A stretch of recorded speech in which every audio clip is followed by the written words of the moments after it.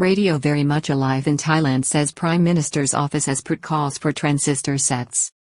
Comments by the PM on Monday sparked a debate on whether listening to radio in Thailand on transistor sets is a thing of the past. Data shows that while transistor sets may be something from yesteryear, listening to live radio both on the AM and FM band is certainly widespread among all age groups from Generation Z to baby boomers, among millions of Bangkokonians tuned in on a daily basis.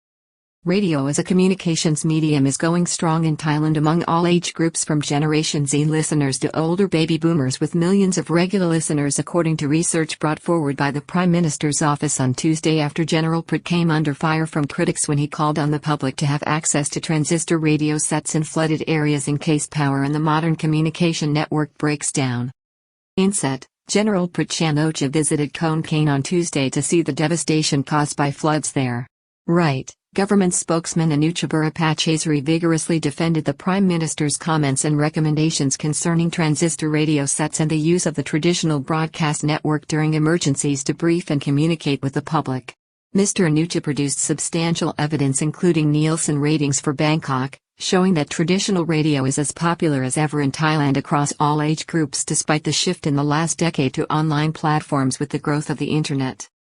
On Tuesday, a top government spokesman at the Prime Minister's office hit back at critics of General Prayut after it emerged at a briefing of provincial governors and state agencies on Monday to discuss current widespread flooding in the kingdom, that he recommended the public be advised to listen to radio channels for guidance and official bulletins on the situation, similar to the chaotic flooding in Thailand in 2011, where electrical power and mobile communications went down in some areas.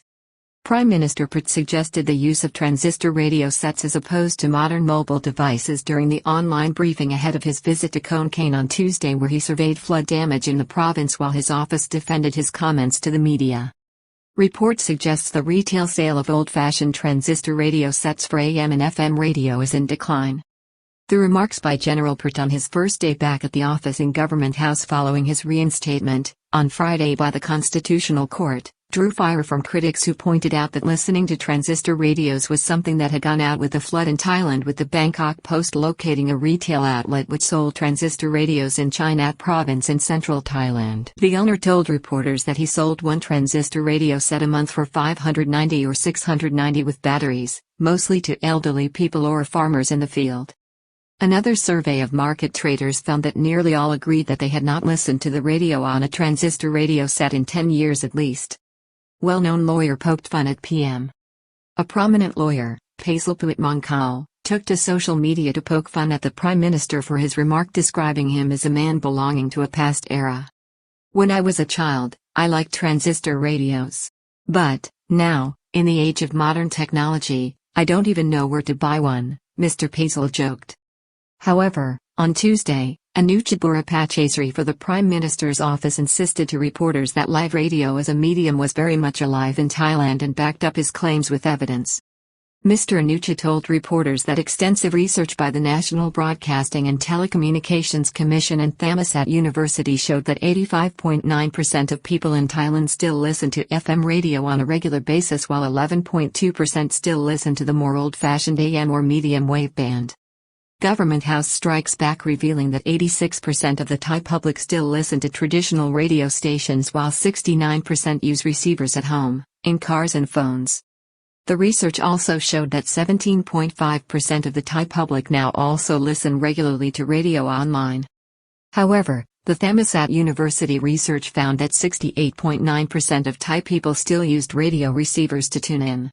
This includes radios at home, car radios and portable radios, including FM radios that work on smartphones, as well as transistor radio sets.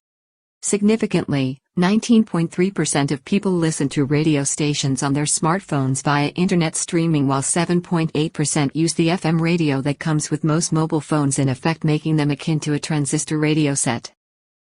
The Deputy Secretary General for Political Affairs at the Prime Minister's office, Mr. Anucha, also presented data for August 2022 compiled by Nielsen in Thailand for radio listening trends in Bangkok, where no less than 36 FM and AM radio stations are available or on air.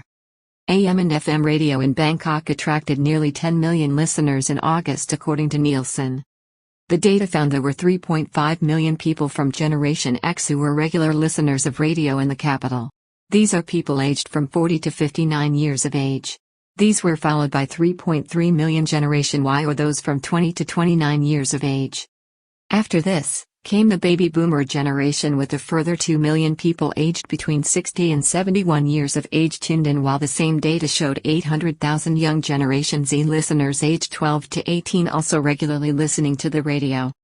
In the current situation, Thailand is constantly experiencing natural disasters, which is a cause that causes damage to life, property, rights or liberties of the people. The wide operation of broadcasting and television are therefore important in disseminating and presenting information necessary for preparation, in order to prevent, correct and mitigate disasters or emergencies, said Mr. Anucha. Shift of media to online platforms is happening, but radio, so far, in Thailand has been an exception. The contretemps comes as the strength of traditional media in Thailand, including TV, traditionally the biggest player, is waning with reduced advertising spends and a constant shift in marketing budgets to online media including video, news sites and radio.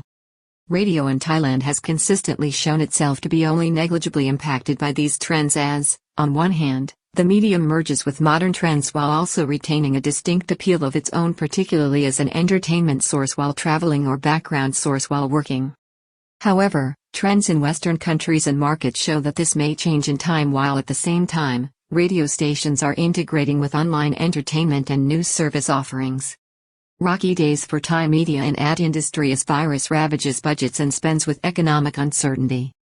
Fake news a low priority for the public during this unprecedented emergency, says Swan Dusatpol.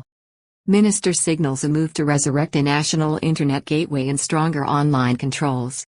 Thailand's ranking in the Press Freedom Index rose dramatically in 2022, but its overall score fell.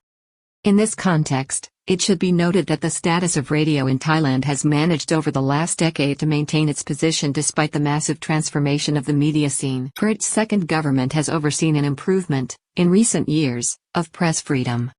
The comments by the Prime Minister must also be seen in the context of efforts by both his administrations since he came to power after the 2014 coup, to limit or supervise the proliferation of online media and coverage, which has revolutionized the dissemination of news and current affairs commentary in Thailand.